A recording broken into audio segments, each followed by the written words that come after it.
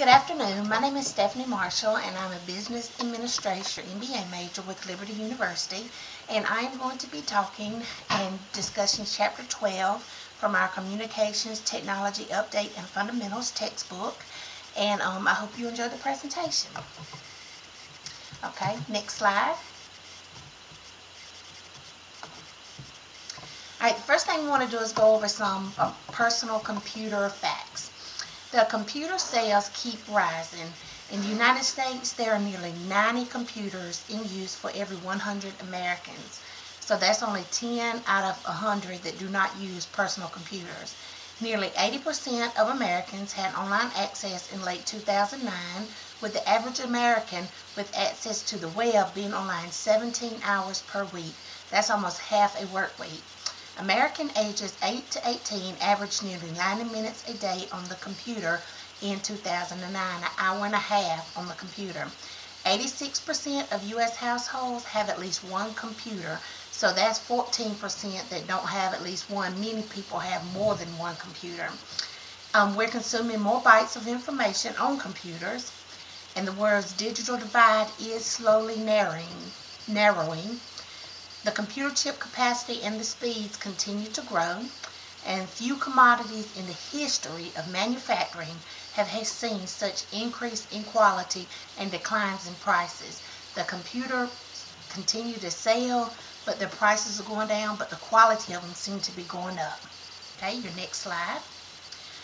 We're going to go over a brief history of computers. The first practical use of a computer dates back to the late 1800s. Herman Hollerith built a mechanical counting device based on how railroad conductors punched tickets for travelers. This was considered the first computer. Early computers weren't called computers, though. They were called calculators. The first general-purpose computer emerged at the end of World War II.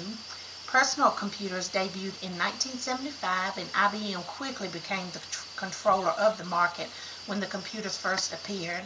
And shortly thereafter, Apple was on the scene with the Apple I, and then came the Apple II. And when they first introduced the Apple I, their computer had a keyboard that came with it, which is something IBM did not offer.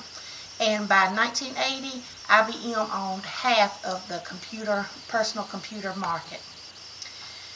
Next slide. We're going to continue the brief history. A standard emerged after the August 1981 arrival of the IBM PC, with the machine being powered by an Intel chip and MS-DOS. So IBM set a standard in 1981. In August of 1981, that's only been moving forward since then. However, IBM's influence faded as competitors delivered machines with lower prices but higher performance. And by 1985, IBM controlled less than a fourth of computer market shares. And in 2004, IBM sold its personal computer business to Lenovo to focus on server-based systems. Microsoft Windows software, and I'm sure we've all heard of Microsoft Office, their software did not reach the widespread adoption until its third version shipped in the mid-1990s. So that company has seen a great increase over the past 10-15 years. The Microsoft operating system ran on 92% of all PCs that accessed the internet in January of 2010. So only 8% of computers that were on the internet did not have the Microsoft operating system. Okay, next slide. How computers work. There's basically two components of a computer. There's hardware and software. Hardware is the physical part of the computer. For example, the central processing unit, also known as the CPU, the power controllers, memory storage devices, input devices, keyboards, printers. Software describes the instructions regarding how hardware manipulates the information that it gets. Okay, next slide. We're going to talk about the hardware of the computer, the central processing unit, the CPU. This is also known as a microprocessor. It's basically the brain of the computer. It performs math and logic skills. The CPU memory holds data and instructions similar to light switches in a household that are flipped on and off. It started off as very large machines and hardware, but they've been transformed over time to very small objects. And there's two types of memory that the CPU needs. referred to as RAM, random access memory, and storage memory. Move to your next slide, please. We're continuing on the CPU memory now. The RAM is referred, this is the brain part of the memory. It's quick but volatile memory that clears when the computer shuts off or crashes. So this is like short-term memory for RAM. It's a silicon chip that holds the data and instructions set to be dealt with by the CPU. It's measured in megabytes and gigabytes. Now the other memory for the CPU is the storage memory. It's referred to as book memory, information that takes longer to access but it stays in place, more comparable to long-term memory. It's genetic or optical media to hold information. Examples of storage memory would include hard drives, key drives, other flash memory, compact discs, or DVDs. Next slide. There's other parts of hardware, input and output devices.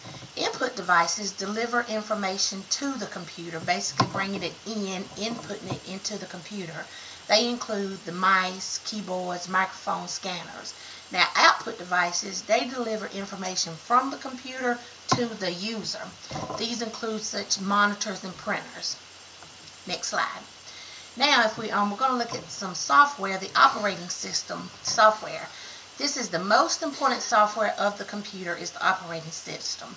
And the operating system coordinates with hardware and manages other software applications. Controls a computer's look and feel.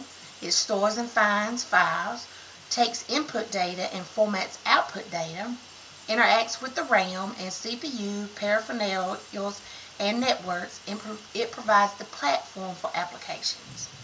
Next slide. Alright, we have some recent developments that we wanted to highlight concerning hardware.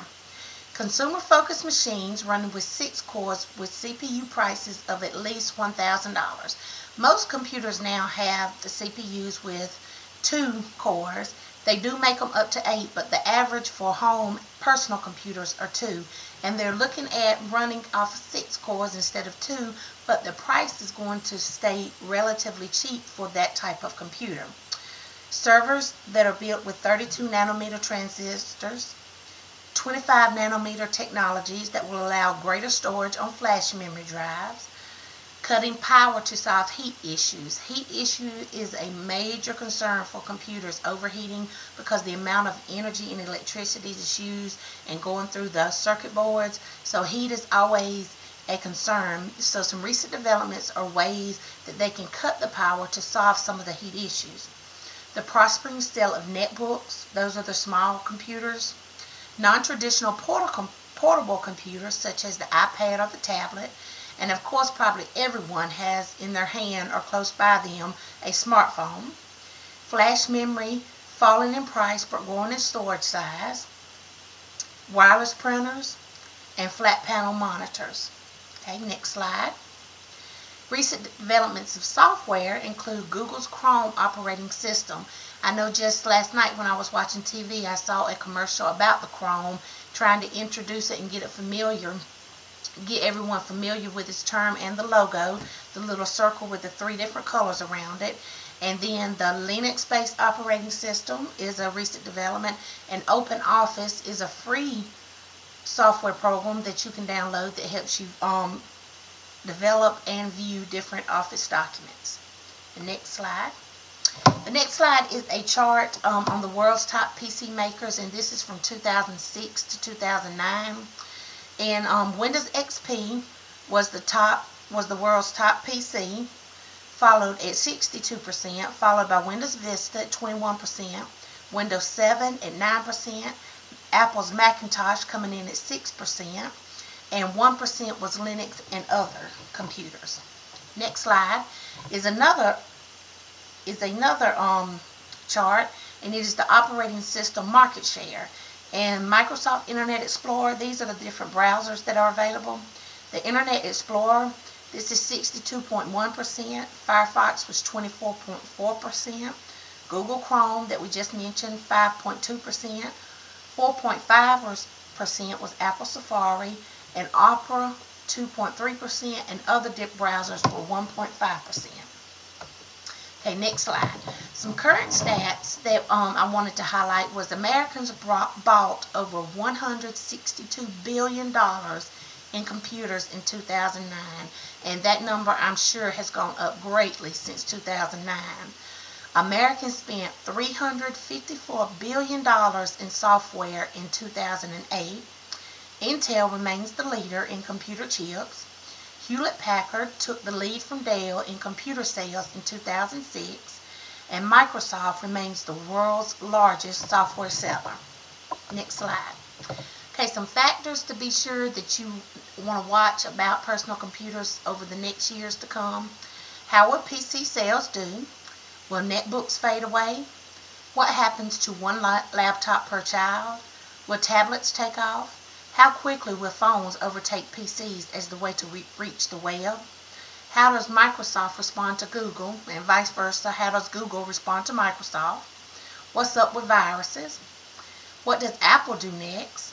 What's next with computer chips? What's next with flash drives? Will computers load faster? Will piracy ebb? Will peripheral speeds increase? Will TVs and PCs continue to merge? And what's next for monitors? So those are things to watch. Okay, and now for the question that I want to pose to you. How can Christians incorporate and use an initiative similar to the one laptop per child to give every household in America a computer of some sort, whether it be a laptop, a desktop, a tablet, an iPad, a netbook, or a smartphone, but the computer would have to have the Bible preloaded onto it, and it would need to offer the different Bible versions such as King James Version or New International Version, and offer different languages so it will be appropriate to the household, whether English, Spanish, or another language. So again, my question, how can Christians incorporate and use an initiative similar to one laptop per child to give every household in America a computer of some sort that has the Bible preloaded onto it, that offers different versions and offers language choice? Thank you and have a great day.